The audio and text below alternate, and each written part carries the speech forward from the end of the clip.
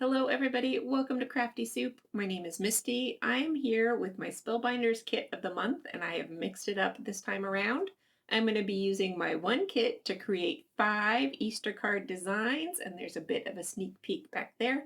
I'm going to focus on a tip or technique for each card rather than the entire card making process. I've got for you things like making your own stencil, playing with perspective, color blocking, repetition, and then 2 cards that use up a lot of leftover scraps. Plus, I have a bonus card for you at the end. But let's dive into what's in my kit this time before we move on to making all these cards. This year I'm staying flexible with what I order from the Spellbinders monthly kit options, and normally I've been getting the hot foil product, but this time around I opted for their small die of the month, which is this really cute wheelbarrow, and I fell in love with it instantly. And I decided I wanted to go ahead and get the stamp and die set of the month as well, so that I would have plenty of options for making Easter cards. And there is a specific reason why, but let's talk about cardstock first. I'm using Concord and Ninth cardstock, and the colors are Sprout, Lemongrass, Lilac, Creamsicle, Grapefruit, Cobblestone, and Wheat. The white cardstock is from Hammermill. And if you're interested in any of the products I mentioned, I will have links down below. Now let's get into the card making, and I want to start off with the one that's the most unique, my favorite, and it needs the most explaining. So I have got this card that has a bit of a forced perspective to it. Now it isn't perfectly art perspective here because we're making do with using the pieces that we have. And I've started with a top folding card, and since we're going to trim it down, it will have a little bit of a difficulty standing up, but I still think it's worth it. I'm going to mark at the top of that fold on each side in by 3/4 of an inch. And then I'm going to put this into my paper trimmer. I'm going to line up that tick mark with the bottom corner, and I want to make sure I slide my blade from the fold to the bottom corner, because if you go the other way, it can crunch up the cardstock. It does much better cutting from the fold side down. All right, and now we've got that built-in angle perspective starting. We're going to take one of those scrap pieces that we cut off, and we're going to zhuzh this up to create like a garden row and add to that perspective. You can actually do all these pieces if you wanted to make a much more full garden row, but I just went with the 2 because I know I've got to make a lot of cards. These pieces, when you work on them, they're going to have one side that's at a right angle where you have the flat bottom and then straight up a flat side. We're going to put those to the inside of the card just so that the cut angle matches when we lay these pieces down on to the cardstock. Now you kind of want to keep them in order because I kept losing track of which side was which and having to flip them up and look around. In the meantime, I am inking these up to make them look a little bit more like the garden row. So I'm just tapping with a blending brush a little bit of ink on top, and it depends on what color cardstock you start with. I'm adding a darker ink on top of a lighter cardstock, and that's going to help build my garden row look. The next thing I did was die cut a whole bunch of just to the tops of some greenery, and I'm mimicking what might be carrots because we're going to add a wheelbarrow to this with carrots in it. But I'm not too worried about what the greenery is, just that I want to keep the size perspective going. So at the wider side of my row, I have taller, and at the shorter side of my row, or at the skinnier side of my row, I have shorter greenery. And all of this together is going to help work on that semi-perspective look that I'm going for. I did prefer lining these up in a row on a piece of parchment paper, adding glue to the greenery, and then placing the row on top of that because that seemed to help me kind of keep everything in place a little bit better. I did do both sides and then set it aside to dry while I work on other parts. I've got a part of the wheelbarrow that was already cut from a card that we're going to look at a little bit later in the video, and it does have this detail layer in the Spellbinder set that adds some piercing detail to that.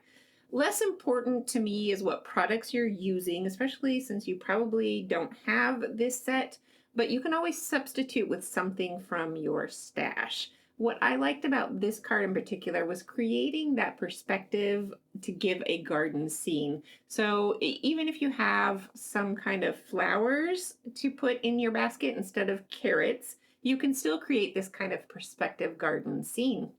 While I work on this card a little bit more, I just want to tell you a little bit about this project that I'm doing. Every year, I make a batch of 30 to 35 Easter cards to give to a senior meals program that delivers meals to seniors on a regular basis, especially homebound seniors. And I like to add an Easter card to their meal delivery. And so I hand these off to a friend who works at the senior center, and she makes sure they get to the right people so that these can be included in their Easter meal delivery. And it's something that I've been doing for a few years, and it's really important to me to support our community, and especially people who have less access to connection and community. So I do what I can, especially when it involves my love of crafting.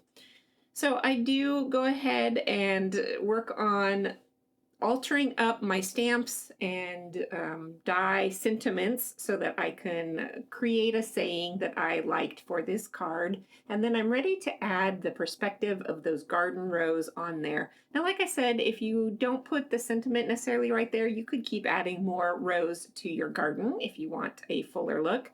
And then right now, these greeneries are kind of laying flat, but I'm going to tip them up a little bit. You can kind of see that on the card on the right, where they definitely have a little more lift, and then that will add a bit more texture and dimension. And because we have trimmed off some of the sides of the card, it should still fit perfectly fine in an A2 envelope. Okay, that card took more explaining than I think the rest of the cards will do, but we can take a closer look at that one before we go ahead and move on to a color blocked card. So right now postage stamps are really popular, but if you don't have a postage stamp die, you can take a step back to the old-fashioned color blocking method. And I have added some detail to my blocks with some stamping already. Here's the sizing of all my blocks, and I'm going to give you a freebie to make this easier if you don't want to do it, but they're really easy measurements to cut. I did create this template that you can cut out on an electronic die cut machine and use it to create all of the blocks, and then use it to also line up all of your blocks for gluing down. I did add detail with the smaller, I took those same blocks and cut them down even smaller, overlaid them on top of the blocks, and then traced around them with a white gel pen. So that adds a little bit of detail without too much extra work going on. I did a bunch of die cutting. I'm adding lots of layers to each of these blocks with the stamping and the die cutting, and using leftover little bits like the bunny and the flower that fall out of those Easter eggs. I added those to one of the blocks as well. Now we're going to move on to a shaker card, and because I didn't want to waste those little bunnies and flowers that were dropouts from the eggs, I also don't want to waste one, the packaging that my die sets came in, and two, lots of scraps of paper that we're going to create in this whole process. So I have created a template because I am doing batch card making, and that'll help me line up this shaker window in the same place for each of these cards. Now, when I cut out that shaker window, that is the wheelbarrow part that we saved for that first card that I talked about. Now, here's my scrap plastic. I cut it down to be about the size of the shaker windows, a little bit larger so that I have room to glue it down. And I do some hot foil embossing with a die on that plastic.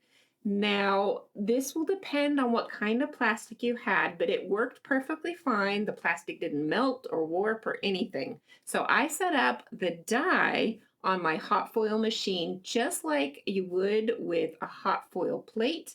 You do have to make sure the pressure in your die cutting machine is set for hot foiling, and that you take out any shims, because if you have too much pressure in there, that die will eventually cut instead of embossing that hot foiling system. So once it's all hot and ready to go, I put my plastic on there, and then I layer up my sandwich with one less shim that I would for a hot foil plate. Instead, I'm using that die, and I'm very carefully and slowly rolling it back and forth a couple of times. And then we'll take a look at the reveal. Try not to burn my fingers, but here is what it looks like, and you can see nothing warped. And it is a very subtle detail using that piercing die. And the shine is way more noticeable in person than it is on camera. I am going to save the foil negative for the bonus card later in the video, so stick around for that. In the meantime, I'm going to go ahead and put this card together using that hot foiled piece as the window for my shaker. Now, I've already mentioned liking to use leftover pieces, and you see these pieces of cardstock are left over from yet another card I'm going to show you a little bit later.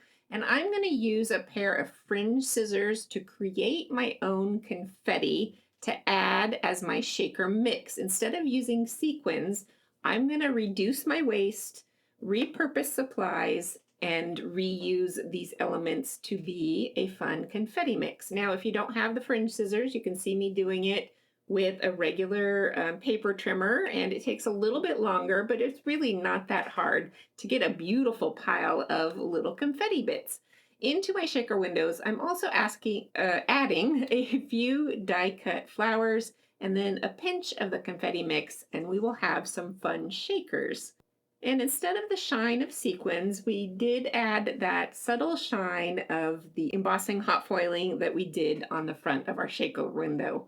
Okay, another piece of scrap plastic to close off my shaker, and then I'm going to back that with just a scrap white paper. And that's there because I'm going to mount this on a colored card base, and I wanted white to back all the colors of the confetti mix. And then I've got my sentiment going on, and that will finish off these shaker cards. And I love being able to reuse the scraps of cardstock for confetti, which I would normally just throw away. So there we go.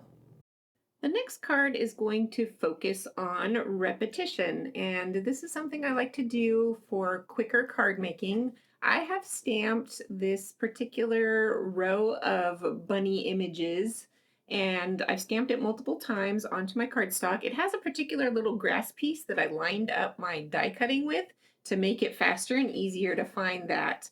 And with die cutting the top edge with this particular spellbinder set, I did the same thing. I used the bunny ears and the Easter egg to be my points of alignment, and I put tape on the other spaces so that I would be able to just lay it down every single time in the same spot. Now, once everything is all die cut and ready to go, getting things spaced evenly for this repetition isn't too hard. I just eyeballed it, but here's the trick. I start by gluing the bottom piece in place. I glue the top piece in place with the ears touching the top of that, and then I equidistance glue the middle piece in place. And with these lower rows, I'm only gluing at the bottom so I can tuck the middle pieces underneath the loose bits and glue those into place for a lovely repetition of happy spring colors. And then to finish this off, I'm just going to double tie this piece of string. It's about 23 inches long, and I'm going to loop it around my card 2 times and leave a tail hanging, and then add a quick circular sentiment to finish this one off. Now, I realize this one does rely very specifically on the Spellbinders stamp and die set, but you could do the same thing with rectangles of color with whatever stamp set you have, and just create your own little row of imagery. So there we go. There's our repetition card, and the scraps from this one are the scraps that we used to create the previous shaker card. And as you can see, I am doing batches of these. That one is pretty quick and easy. So let's move on to what's affectionately called stripping. So we're going to use more of those scraps, and I'm going to cut paper strips. I do have a specific die, but you can always do this on the paper trimmer. You can cut your strips in whatever width you want, because I'm going to be using these to create a background to then die cut Easter eggs out of. I wanted nice narrow strips, so I think these are about 1/4 of an inch. Here is the Easter egg die that I have in this Spellbinder set, but you can create these strips to be sized for whatever eggs you have. I'm going to cut out a bunch of these because, again, I'm making batches of cards. You can cut them out with the stripes going horizontally, diagonally, vertically, however you want them to be. I'm going to mix and match because I think that's a little more fun. And now I've got a fun technique. We are going to make our own stencil. So I grabbed another piece of scratch paper.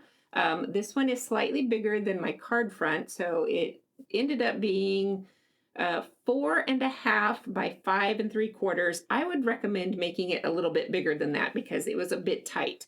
But I am die cutting out the various foliage from this set. And again, you can use whatever die foliage you have to create your own stencil. I start with the largest leaves and then fill in gaps with smaller leaves to create the entirety of the stencil. And I'm trying not to go too much over the edge of the stencil because that makes the edge a little bit weaker. Here is my stencil once it's all done. And they have one tip for you on using a homemade paper stencil. I did start using this stencil with a blending brush, but because you don't want to rub the brush on there because this stencil is made out of paper, it will crinkle up all the loose edges of the stencil.